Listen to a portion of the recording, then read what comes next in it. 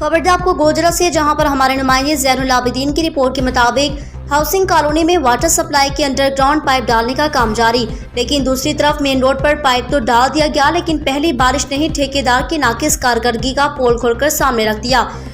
तफसीलात के मुताबिक गोजरा हाउसिंग कॉलोनी में एक तरफ तो हुकूमत की जानिब से वाटर सप्लाई के अंडरग्राउंड पाइप डालने का काम जारी, हुकूमत की तरफ से मेन रोड पर पाइप तो डाल दिया गया, लेकिन पहले ही बारिश ने हुकूमती ठेकेदार की नाकिस कारकर्दगी का पोल खोलकर रख दिया। ठेकेदार की नाकिस हिकमत अमली की वजह से लोगों की लाखों रुपए मालियत की गाड़ियां कीचड़ में बुरी तरह धंस गई, जिससे शहरियों की गाड़ियों को लाखों का नुकसान उठाना पड़ा। ठेकेदार की नाकिस हिकमत अमली की वजह से शहरियों के अंदर शदीद गम और गुस्सा पाया जाने लगा, मायूसी की लहर दौड़ गई। शहरियों का अरबाब इख्तियार से मुतालबा है कि ठेकेदार समेत तमाम जिम्मेदारान को सख्त से सख्त सजा दी जाए।